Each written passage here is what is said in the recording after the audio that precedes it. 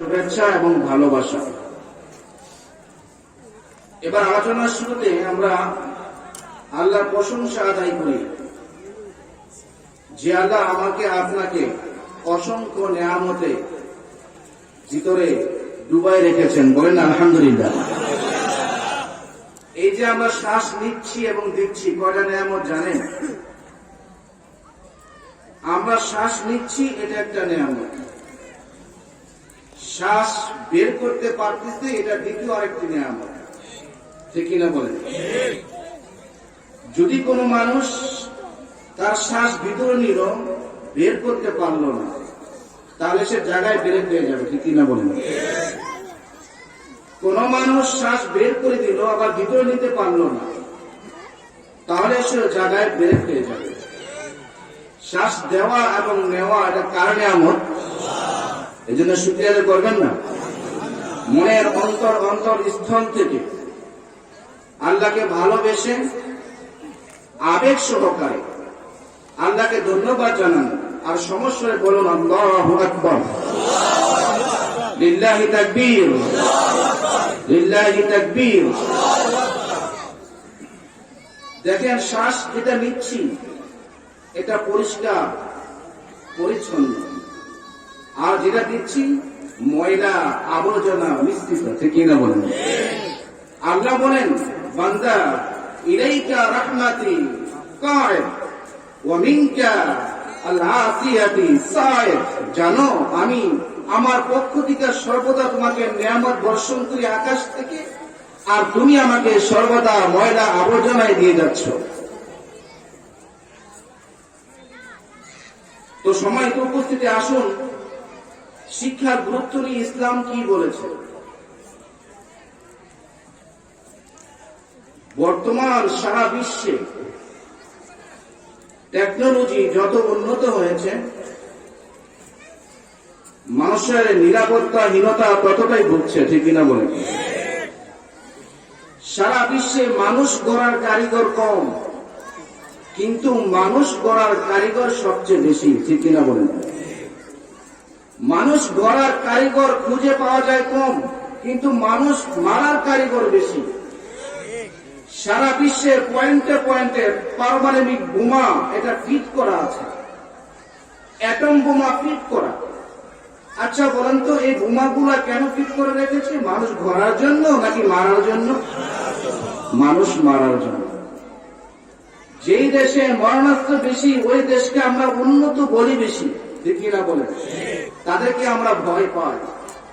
তাহলে বোঝা গেল, সারা বিশ্বে মানুষ গড়ার কারিগর পাওয়া যায় না, কিন্তু মানুষ মারার কারিগরের কোনো অভাব নাই। মানুষ দিন দিন তার মেধা খাটিয়ে কিভাবে মানুষ মারা যায়, একটা বোম মারলে কিভাবে একটা দেশ উড়িয়ে দেওয়া যায়, তা নিয়ে আমরা চিন্তায় ব্যস্ত হয়ে আছি। কিন্তু মানুষ কিভাবে মানুষ হবে, সেই চিন্তা আমাদের খুবই কম। ঠিক কিনা বলেন? যদি কোনো জাতি, কোনো মানুষ যদি চায় কোনো জাতির উন্নতি, তাহলে শুধুমাত্র একমাত্র একটাই রাস্তা, তার শিক্ষা ব্যবস্থাকে ওপেন করে দেওয়া। ঠিক কিনা বলেন? যদি কোনো মানুষ চায় কোনো জাতির উন্নতি, জাতি ধ্বংস হয়ে যাক, তাহলে শিক্ষা ব্যবস্থাপনাকে ধ্বংস করে দিলে, বন্ধ করে দিলেই চলবে। ঠিক কিনা বলেন? তাহলে বোঝা গেল, কোনো জাতির উন্নতি শিক্ষা ছাড়া কোনো উপায় নাই, আর কোন জাতির হালাকি শিক্ষা ব্যবস্থাপনা বন্ধ করে দিলেই চলবে। যেটা আমাদের বর্তমানে সকলের কাছে স্পষ্ট। বর্তমানে যে কোনো কারণে শিক্ষা ব্যবস্থা দীর্ঘদিন যাবৎ বন্ধ হয়েছে। ঠিক কিনা বলেন? এতে জাতির উপকার হয়েছে নাকি অপকার হয়েছে বলেন তো? জাতির জন্য অনেক বড় ক্ষতি হয়েছে। এই শিক্ষা ব্যবস্থা বন্ধের মাধ্যমে আমাদের সমাজে কি তৈরি হয়েছে জানেন? আমাদের সমাজে তৈরি হয়েছে, সেটা হলো কি বলে এটাকে, কিশোর গ্যাং তৈরি হয়েছে। ঠিক কিনা বলেন? এর পিছনে মূল কারণ হলো শিক্ষা ব্যবস্থা বন্ধ হয়ে যাওয়া। কিশোর গ্যাং তৈরি হয়েছে, সরকার তা নিয়ে এখন বর্তমানে খুব ব্যস্ত। বিভিন্ন মসজিদে চিঠি দেওয়া হয় যে হুজুর, আপনারা কিশোর গ্যাং সম্পর্কে কিছু আলোচনা রাখবেন। এখানে কিশোরগঞ্জ তৈরি হয়েছে শুধুমাত্র একমাত্র শিক্ষা ব্যবস্থা বন্ধ হওয়ার কারণে। এই জন্য সম্মানিত উপস্থিতি, শিক্ষা এটা জাতির মেরুদণ্ড, এতে বিন্দু পরিমাণ কোনো সন্দেহ নাই। আসুন ইসলাম এই শিক্ষার ব্যাপারে কি বলেছে, কতটা গুরুত্ব দিয়েছে, আমরা কোরআনে প্রবেশ করি। যদি আমরা কোরআনে তালাশ করি তাহলে দেখা যাবে কোরআনে বিভিন্ন জায়গাতে বিভিন্ন সময় শিক্ষা সংক্রান্ত বিষয়গুলা 800 বারের বেশি উল্লেখ করেছেন। শিক্ষা সংক্রান্ত বিষয়, যেমন কোরআনে আলিম শব্দটি রয়েছে, কোরআনে আইন শব্দটি রয়েছে, কোরআনে কিতাব অর্থাৎ বই এই শব্দটি রয়েছে, কোরআনে ইকরা পড়ো এই শব্দটি আছে, কোরআনে হাকিম হিকমতওয়ালা জ্ঞানওয়ালা এই শব্দটি আছে। কোরআনে শিক্ষা সংক্রান্ত বিষয়টি তালাশ করা হয় তাহলে দেখা যাবে 800 বারের চেয়েও এই শব্দগুলো বেশি উল্লেখ করা হয়েছে। শুধু এখানেই ফলো করলে দেখা যাবে ইসলাম শিক্ষা ব্যবস্থাকে কতটা গুরুত্ব দিয়েছে। শুধু এখানেই শেষ নয়, কোরআন যখন ধারাবাহিকতা শুরু হয়েছে তার প্রথম কি ছিল, আল্লাহ জাতিকে কি দিয়ে মেসেজ দিলেন, আরশ আজিম থেকে 7 আসমান ভেদ করে গোটা মানব জাতিকে যেই গ্রন্থ আল্লাহ পাক দিয়েছেন সেই গ্রন্থটাকে আল্লাহ পাক কি দিয়ে শুরু করলেন। আল্লাহ বলতে পারতেন অন্য কোন শব্দ, কিন্তু অন্য কোন শব্দ না বলে আল্লাহ ডাইরেক্টলি বলেন ইকরা বিসমি রাব্বিকাল্লাযী খলাক খলাকাল ইনসানা মিন আলাক ইকরা ওয়া রাব্বুকাল আকরাম الذي علم بالقلم علم الإنسان ما لم يعلم।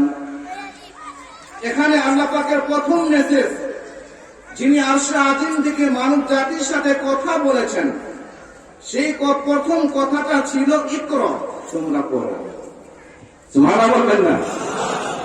তাহলে এই শব্দটাই আমাদের স্পষ্ট করে দেয় যে ইসলাম শিক্ষা ব্যাপারে কতটা গুরুত্ব দিয়েছে।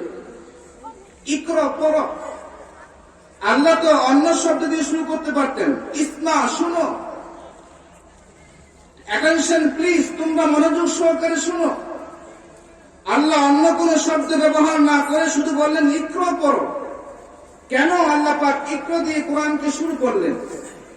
এর পিছনে কি ভেদ রয়েছে, তার কারণটা কি? ইকরা দিয়ে শুরু করার মূল উদ্দেশ্য হল মক্কা তৎকালীন যুগে মানুষের মূর্তি পূজার পিছনে মূল কারণ ছিল অজ্ঞতা, পাথর পূজার পিছনে মূল কারণ ছিল জাহালিয়াত। মানুষ সাপকে পূজা করত, একটা পাথর পূজা করত, আজকে আবার যেটা নতুন দেখতে ভালো মনে হতো পুরনটা বাদ দিয়ে নতুনটা শুরু করত। তাদের গাছের পূজা, সাপের পূজা, তাদের মূর্খতা জাহেলিয়াতের অন্ধকার সন্ন্যতায় ছিল। আল্লাহ পাক বললেন না, তোমরা যে মূর্তি পূজা করছো এর পিছনে মূল কারণ অজ্ঞতা, সাপের পূজা মূল কারণ মূর্খতা। আল্লাহ বললেন ইকরা পড়ো, পড়লেই জানবা তোমাকে বানানোওয়ালা কে, তোমাকে পালনেওয়ালা কে, তোমাকে খাওয়ানোওয়ালা কে, তোমাকে কে বানাইছে, তোমাকে এই আকাশ জমিন কে সাজাইছে। তোমার জন্য আল্লাহ পাক আকাশ জমিন সাজাইছে, মূর্তি তোমার জন্য আকাশ সাজায় নাই। মূর্তি তোমার রব না, পূজনীয় বিষয় না, একমাত্র শুধুমাত্র আল্লাহই তোমার রব, আল্লাহই সেটার উপযোগী। ঠিক না বলে? এটা জানবা কি করে? ইকরা পড়ো, পড়লে জানতে পারবে।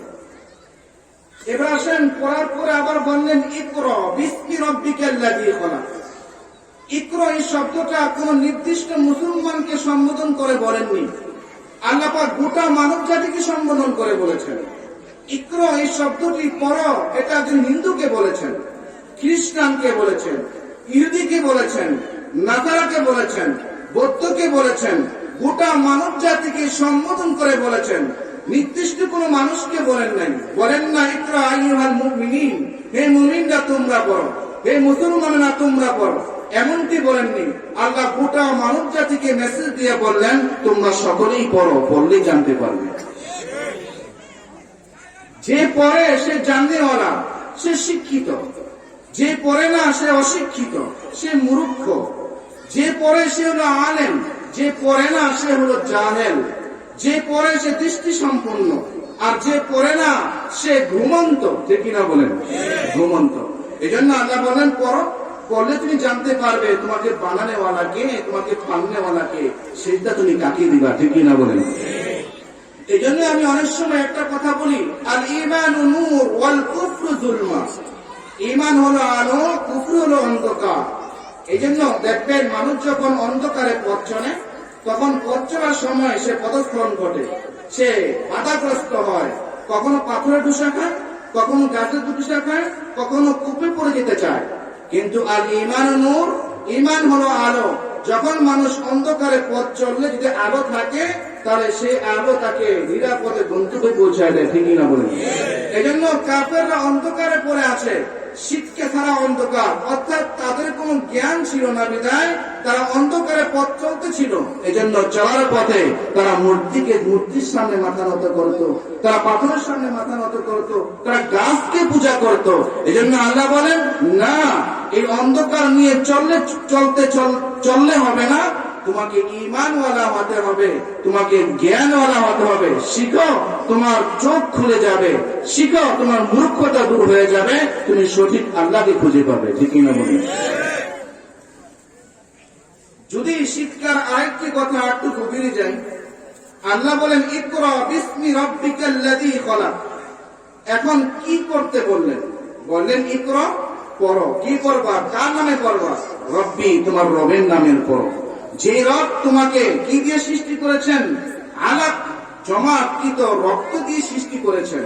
দেখেন এই সংক্ষিপ্ত আয়াতের ভিতরে আল্লাহ কত কথা রেখেছেন, অনেক কথা আছে এর ভিতরে। আল্লাহ বললেন পড়ো তোমার রবের নামে। তাহলে বোঝা গেল এমন শিক্ষা শিক্ষিত হতে হবে যে শিক্ষার পিছনে রব রয়েছে, যে শিক্ষার সাথে রব আছে, যে শিক্ষা শিক্ষিত হলে রবকে জানা যায়, রবকে চিনা যায়। যদি তুমি রব চিহ্নেওয়ালা শিক্ষা শিক্ষিত হও, যখন তুমি দুনিয়া থেকে বিদায় নিয়ে চলে যাবা, যখন তোমার কবর রেখে দেওয়া হবে তোমাকে আর প্রশ্ন করা হবে মার রব টুকা, তখন তুমি বলতে পারবা রব্বি আল্লাহ, ঠিকই না বলেন? কেননা ইকরা বিসমি রাব্বিকাল্লাযী খলাক, তুমি পড়ো তোমার রবের নামে, যে রব তোমাকে জমাকৃত রক্ত থেকে সৃষ্টি করেছেন। তোমার বলবেন না? হ্যাঁ, তাহলে বোঝা গেল শিক্ষা শিক্ষিত হন। এখানে আরেকটি মেসেজ রয়েছে, যে রব তোমাকে রক্ত দিয়ে সৃষ্টি করেছেন, তাহলে বোঝা গেল রক্ত নিয়ে তুমি গবেষণা করো, তুমি ডাক্তারি শিক্ষা শিক্ষিত হও, তুমি একজন বৈজ্ঞানিক হও, তুমি একজন পাইলট হও, তুমি একজন বড় ব্যবসায়ী হও, কোনো সমস্যা নাই। তবে হ্যাঁ, তোমার এই শিক্ষার সাথে যেন রব থাকে। যদি তোমার শিক্ষার সাথে যেন রব থাকে, তুমি যেই শিক্ষায় শিক্ষিত হও না কেন, কোন শিক্ষায় তোমাকে বিপদগামী করতে পারবে না, ঠিক না বলে? তাহলে বোঝা গেল তোমাকে আলেমও হতে পারো, তুমি ডাক্তার হতে পারো, মুহাদ্দিস হতে পারো, তুমি পাইলট হতে পারো, ইঞ্জিনিয়ার হতে পারো, হও। তবে সত্য হইল তোমার যাতে করে তোমার শিক্ষার সাথে যেন টার্গেট রব থাকে, ঠিক না বলেন? এবার আসলে সম্মানিত উপস্থিতি, শিক্ষার আরেকটু গুরুত্ব আমরা ফলো করি, দেখি আল্লাহ পাক শিক্ষার ব্যাপারে কি বলেছেন। আল্লাহ বলেছেন আল্লাহর রসুলকে দুনিয়ার কোনো কিছু বেশি চাইতে বলেন নাই। আল্লাহর রসুলকে দুনিয়ার কোনো কিছু বেশি চাইতে বলেন নাই, তবে শুধুমাত্র একটা জিনিস বেশি চাইতে বলেছেন। সেটা কি জানেন?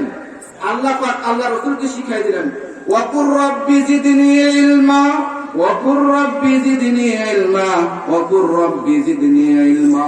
রাসূল জানেন আপনি আমার কাছে বেশি বেশি কি চাইবেন, কি চাইবো? আল্লাহ পাক শিখিয়ে দিলেন, হে রাসূল, আপনি আপনার রবের কাছে একটা জিনিস বেশি বেশি চান, সেটা হলো রব্বি, আপনি আমাকে আলেম বানায় দেন, আপনি আমাকে আলেম বেশি দেন, আপনি আমাকে এলেমওয়ালা বানান, আমাকে এলেম বেশি দেন। আল্লাহর রসুল আল্লাহকে শিখিয়ে দিলেন, রসুল আপনি আমার কাছে একটা জিনিস বেশি বেশি চাবেন, সেটা হলো রব্বি জিদনি ইলমা, রব্বি আমার ইলম বাড়ায় দেন, আমার শিক্ষা বাড়ায় দেন, আমাকে জ্ঞানওয়ালা বানায় দেন। কিন্তু দুনিয়ার সকল চাওয়াকে আল্লাহ পাক কম কম করে বলেছেন, কিন্তু শিক্ষা একমাত্র বেশি চাইতে বলেছেন। তাহলে এখানে ইঙ্গিত পাওয়া যায় যে শিক্ষার কত গুরুত্ব রয়েছে, ঠিক কিনা বলেন? এবার আসুন সম্মানিত উপস্থিতি, যারা শিখে এদের ব্যাপারে আল্লাহ পাক কতটা গুরুত্ব দিয়েছেন। আল্লাহ পাক হযরত ঈসা আলাইহিস সালামকে বলেছেন, জানেন কি বলেছেন? ইয়া ঈসা আলসিমিল উলামা, ওয়ারিফ ফাদলাহুম লিআন্নী ফাদ্দালতুহুম আলা জামিল খালকি ইল্লা নাবিয়্যিন ওয়াল মুরসালিন। এবার আসুন, যারা শিক্ষায় শিক্ষিত হয় এদেরকে বলা হয় আলেম। ওই আলেমের ফজিলত বলতে যাইয়া, তাদেরকে সম্মান দিতে যাইয়া আল্লাহ কোরআনে আল্লাহ পাক ঈসা আলাইহিস সালামকে আদেশ করলেন, হে ঈসা, তুমি আলেমদের ইজ্জত সম্পর্কে জানো, আলেমদেরকে বেশি বেশি ইজ্জত দাও। কেন জানো? লিআন্নী ফাদ্দালতুহুম জামিল খালকি, আমি আলেমকে গোটা সৃষ্টি থেকে আলেমকে সবচেয়ে বেশি সম্মান দিয়েছি, ইল্লা নাবিয়্যিন ওয়াল মুরসালিন, নবী রাসূলদেরকে বাদ দিয়ে। অর্থাৎ নবী রাসূলদেরকে বাদ দিয়ে আল্লাহ পাক বাকি যত মাখলুক হয়েছে সকল মাখলুকের চাইতে আলেমকে আল্লাহ পাক বেশি সম্মান দিয়েছেন। এরপর আল্লাহ পাক বললেন, জানো কেমন সম্মান দিয়েছি? কাফাদ্দিশ শামসি আলাল কাওয়াকিবি ওয়া কাফাদ্দিল আখিরাতি আলাদ দুনিয়া। জানো, একটা সূর্যের যেমন ফজিলত রয়েছে, সূর্যের যেমন গুরুত্ব রয়েছে, বেশি দাম অন্যান্য তারকারাজি অন্যান্য গ্রহ থেকে সূর্যের যেমন দাম বেশি, ঠিক যেমনি ভাবে দুনিয়া থেকে আখিরাতের দাম যেমন বেশি, আমি দুনিয়াতে সকল মাখলুকের চেয়ে নবী রাসূলকে বাদ দিয়ে আলেমদেরকে বেশি সম্মান দিয়েছি। এজন্য ঈসা, তুমিও আলেমদেরকে বেশি সম্মান। সুবহানাল্লাহ, আস্তে বলেন সুবহানাল্লাহ। আর যখন আর আস্তে বলেন সুবহানাল্লাহ। এবার আসুন, এই যে আমরা এখানে বসেছি, এখানে আমরা যতক্ষণ বসা আছি কতটুকু ফায়দা একটু আমরা জানতে চেষ্টা করি। আল্লাহ রাসূল সাল্লাল্লাহু আলাইহি ওয়াসাল্লাম বলেছেন, মা মিন কওমিন ইজতামাউ আন ইয়াযকুরুনাল্লাহ লা ইউরিদুনা বিযালিকা ইল্লা ওয়াজহা ইল্লা নাদাহুম মুনাদিন মিনাস সামা আন কুমু মাগফুরান লাকুম ক্বাদ বুদ্দিলাত সাইয়্যাতুকুম হাসানাত। সুবহানাল্লাহ বলেন। আল্লাহ রাসূল সাল্লাল্লাহু আলাইহি ওয়াসাল্লাম বলেছেন, যদি কোনো জাতি বা গোষ্ঠী, কোনো মানব যদি একত্রিত জমা হয়, তাদের জমাটা শুধু শুধু আল্লাহর উদ্দেশ্যে হয়, তাহলে কি হয় জানেন? আল্লাহ পাকের পক্ষ থেকে আসমান থেকে একজন ঘোষণা কর্নেওয়ালা ঘোষণা দেয়। ঘোষণা কে দেয় বলেন? ফেরেশতারা একজন ঘোষণা দেয়। কি ঘোষণা দেয় বলেন? জানেন? আন কুমু মাগফুরান লাকুম। যখন মজলিস শেষ হয়ে যাবে তখন ফেরেশতারা বলে, তোমরা দাঁড়িয়ে যাও, যার যার গন্তব্যে পৌঁছে যাও, তবে একটা মেসেজ নিয়ে যাও, তোমরা যতক্ষণ আল্লাহর কথা শুনলা, আল্লাহ রাসূলের কথা শুনলা, শোনার পরে যখন তোমরা বাইরে বাসায় চলে যাচ্ছ, শুনে রাখো আনকুমু মাগফুরান লাকুম, আল্লাহ তোমাদের সকল গুনাহকে মাফ করে দিয়েছেন। সুবহানাল্লাহ। চিন্তা করেছেন, আমরা যারা বসা আছি আল্লাহ পাক আমাদেরকে সুসংবাদ দিয়েছেন, তোমরা যতক্ষণ বসা থাকবে, যখন মজলিস শেষ হয়ে যাবে আমি ফেরেশতার মাধ্যমে ঘোষণা দেওয়া দিয়েছি, আমার বান্দা যখন উঠে যাবে এদের সকল গুনাহগুলোকে মাফ করে দিবে। শুধু এখানেই শেষ নয়, ক্বাদ বুদ্দিলাত সাইয়্যাতুকুম হাসানাত। তবে আরেকটা ফজিলত, আরেকটা সুসংবাদ, সেটা হলো আমার বান্দার গুনাহগুলোকে নেকের দ্বারা পরিবর্তন করে দেবে। থাকবেন তো? আলোচনা শুনবেন তো? একটু হাত উঠান। লিল্লাহি তাকবীর। একটু ঝাঁকানাকা দেন। লিল্লাহি তাকবীর, লিল্লাহি তাকবীর। তাকবীরের দাম আছে না বলেন? তাকবীরে সারা বিশ্ব কাঁপে কিনা বলেন? কাঁপে। দেখেছেন তো? প্রমাণ পেয়েছেন? আমরা 5 ওয়াক্ত নামাজের আযানের পূর্বে আমরা আল্লাহু আকবার তাকবীর দিয়ে আযান শুরু করি, ঠিক কিনা বলেন?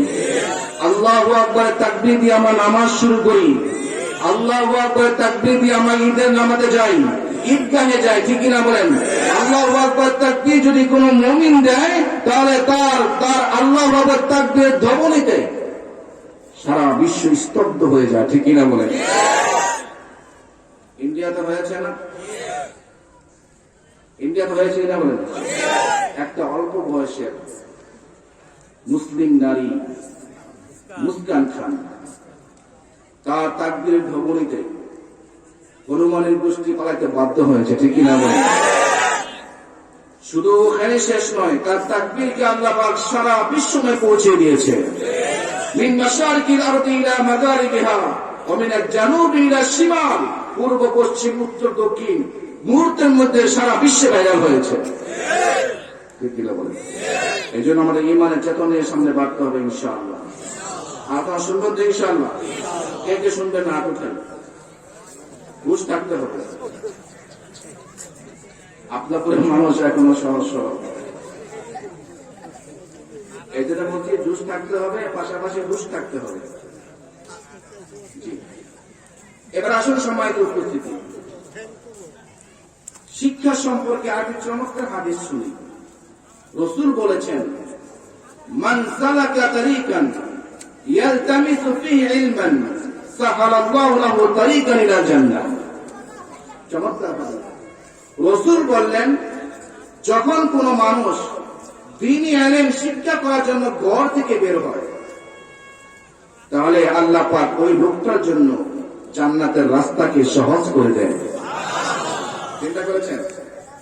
যদি কোনো মানুষ শিক্ষা গ্রহণ করার জন্য ঘর থেকে বের হয়ে যায়, আল্লাহ রাসূল বলেছেন, সাহালাল্লাহু লাহু তারিকান ইলাল জান্নাহ, আল্লাহ পাক তার জন্য জান্নাতের রাস্তাকে সহজ করে দেয়।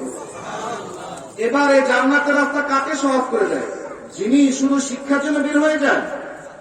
মনে করেন আমার ছেলে, আপনার ছেলে, আপনার মেয়ে দ্বীনি ইলম শিক্ষা গ্রহণ করার জন্য ঘর থেকে বের হয়ে গেল, আপনার ছেলের জন্য তো আল্লাহ পাক জান্নাতের রাস্তা সহজ করে দিবেনই, আপনার যিনি মা রয়েছেন মায়ের জন্য আল্লাহ পাক জান্নাতের রাস্তাকে সহজ করে দিবেন, পিতার জন্য আল্লাহ পাক জান্নাতের রাস্তাকে সহজ করে দিবেন, ভাইয়ের জন্য আল্লাহ পাক জান্নাতের রাস্তাকে সহজ করে দিবেন। যিনি অনুদান দিয়েছেন, যার অনুদানের মাধ্যমে লেখাপড়া করেছে ছাত্ররা, যারা লাইটের নিচে পড়ে লেখাপড়া করে ছাত্ররা, এই ধরনের ছাত্রদেরকে যারা পড়বে, যারা দিয়েছে অনুদান দিয়েছেন, এদের জন্য আল্লাহ পাক জান্নাতের রাস্তাকে সহজ করে দিবেন। চিন্তা করেছেন? এবার আসুন, আবু হুরায়রা রাদিয়াল্লাহু তাআলা আনহু একদা মদিনার বাজারে গেলেন, দেখলেন মানুষগুলা মদিনার বাজারে ব্যস্ত হয়ে আছে। আবু হুরায়রা রাদিয়াল্লাহু তাআলা আনহু বললেন, ইয়া কওম, হে জাতি, মা আগফালাকুম, কোন জিনিস তোমাদেরকে গাফেল করে দিয়েছে? তোমরা কি জানো না মসজিদে নববীতে রাসূলের মিরাজ, তার সম্পদ বন্টন হচ্ছে? তোমরা কি খবর রাখো না? আবু হুরায়রা রাদিয়াল্লাহু তাআলা আনহু শান্ত প্রকৃতির মানুষ ছিলেন। যেহেতু উনি ঘোষণা দিলেন, মদিনার বাজারের লোকেরা সব দৌড়াইয়া মসজিদ নববীতে হাজির হলেন। মসজিদে নববীতে যা দেখলেন কোন মিরাজগুলো বন্টন হচ্ছে না, কিন্তু মসজিদের ভিতরে মসজিদের কোনায় বসে বসে ছাত্ররা কেউ কোরআন তেলাওয়াত করছে, কেউ তালিম দিচ্ছে, কেউ কিতাব পড়ছে।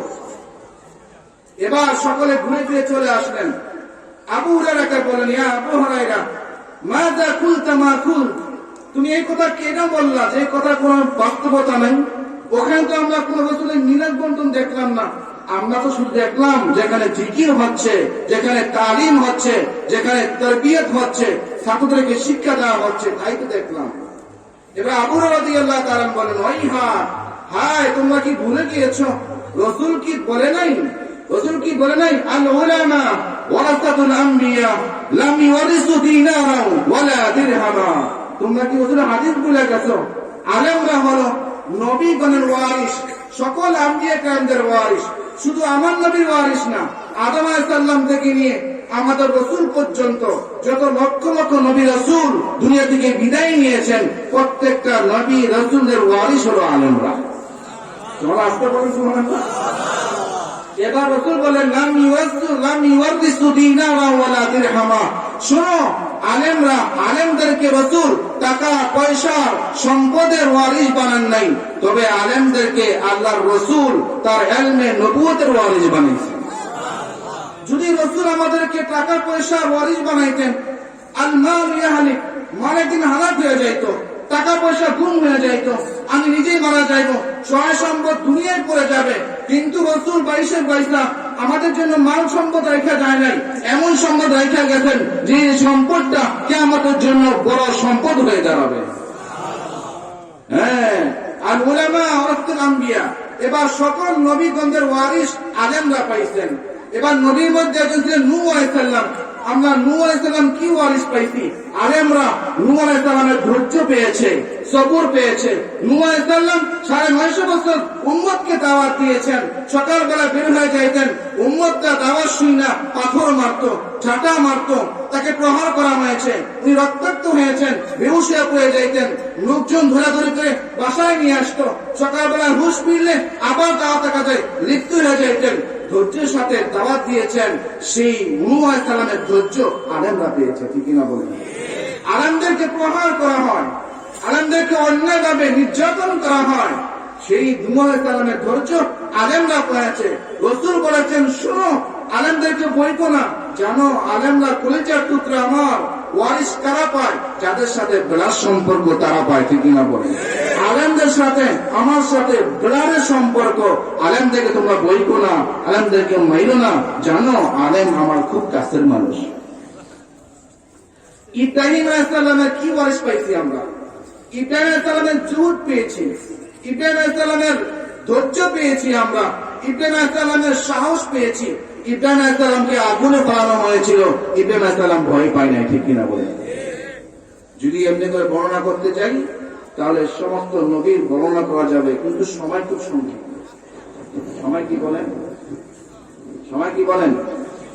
সময় অল্প, আমাকে অল্প সময় দেওয়া হয়েছে। আর মাত্র 10 মিনিট বাকি আছে। এই 10 মিনিটটা বাকি আছে, আর 5 মিনিট আগ থেকে, তাহলে বোঝা গেল আর 5 মিনিট আছে, ঠিক কিনা বলেন? 5 মিনিট, এই 5 মিনিটের কথা বুঝতে চেষ্টা করবো ইনশাআল্লাহ। শুনবেন তো ইনশাআল্লাহ? আলী রাদিয়াল্লাহু তাআলা বলেছেন, চমৎকার কথা বলেছেন। একটা গল্প শুনাই। শয়তানের লিডারকে জানেন? ইবলিস। ইবলিস হলো শয়তানের লিডার। সমস্ত শয়তান ইবলিসকে যায় বলল, আচ্ছা, একজন আবেদ মারা গেলে আপনি খুশি হন না, কিন্তু একজন আলেম মারা গেলে আপনি কেন খুশি হন? সমস্ত শয়তানরা ইবলিসকে বলল, একজন আলেম মারা গেলে আপনি যে পরিমাণ খুশি হন, একজন আবেদ মারা গেলে সেই পরিমাণ খুশি হন না। এবার শয়তান বলল, কেন জানো? ওই আলেমদেরকে দিয়ে আমি তেমন কোনো কাজ নিতে পারি না, আবেদদেরকে দিয়ে নেওয়া যায়। এবার বললো, ঠিক আছে চলো।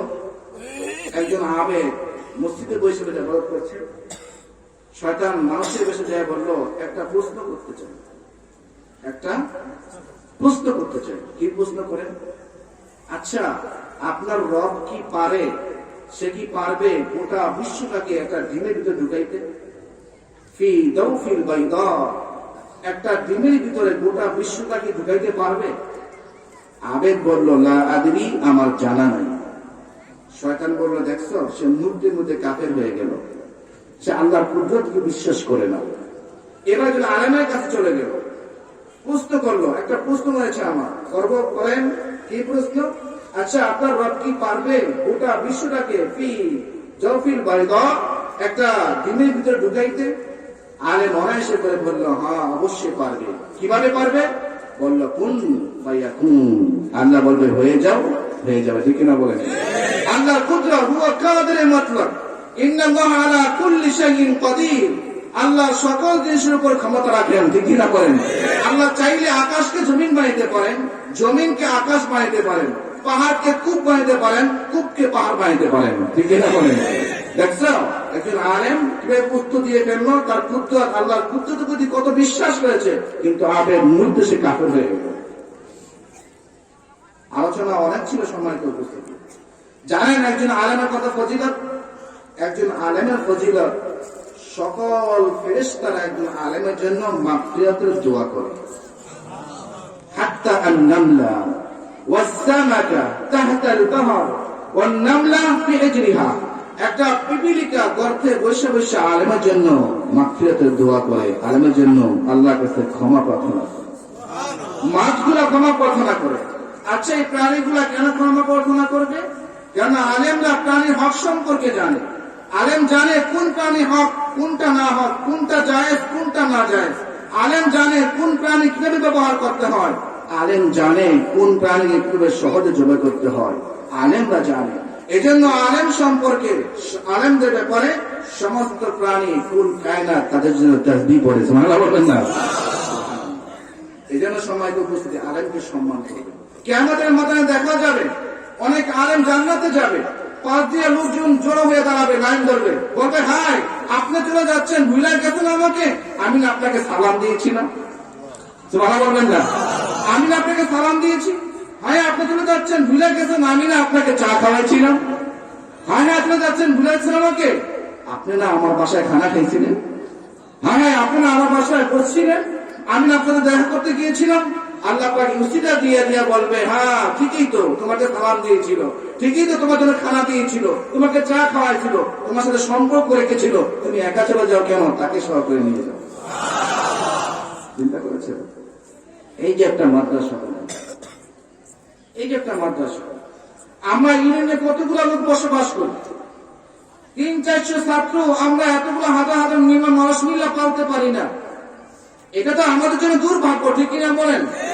আমাদের জন্য দুর্ভাগ্য এটা। সম্মানিত উপস্থিতি, এখনো সময় আছে, এদিকে তাকান, একটু দৃষ্টি নিক্ষেপ করেন, সকলে মর্মাসী দিয়ে আগান। কমিটির ভিতরে দ্বন্দ্ব, উস্তাদের ভিতরে দ্বন্দ্ব, আমরা দেখি তো, ঠিক কিনা বলেন? কথা ঠিক বলছি কিনা বেঠিক বলছি? কমিটির ভিতরে দ্বন্দ্ব, উস্তাদের ভিতরে দ্বন্দ্ব, লেখাপড়া কি হয় এখানে বলেন? এই সমস্ত নোংরামি বাদ দিতে হবে, এগুলা বাদ দিয়ে দেন, মন মানসিক নিয়ে এখানে আগান। এই মাদ্রাসা চালানো খুব সহজ, আমিও তো মাদ্রাসা চালাই, অনেক সহজ, অনেক কিছু সহজ হয়েছে আলহামদুলিল্লাহ। এগুলা করেন, নাচে যারা মাদ্রাসা বানাইছে, যারা এখন শুয়ে আছে, জানেন একজন ছাত্র পড়নেওয়ালা যখন একটা হরফ তেলাওয়াত করে, একটা হরফ পড়ে, ওই ছাত্রকে আল্লাহ পাক 10টি নেকি দিয়ে দেন। ওই ছাত্রর মাকে 10 নেকি দেন, ওই ছাত্রের বাবারে দেন, ওই উস্তাদ পড়ে তাকে দেন, ওই বাবুর্চিকে দেন, যার চাটাই বৈশা পড়ে তাকে দেন, যার বাপের নিচে পড়ে তাকে দেন, যার ফ্যামিলিতে বৈশা পড়ে তাকে দেন।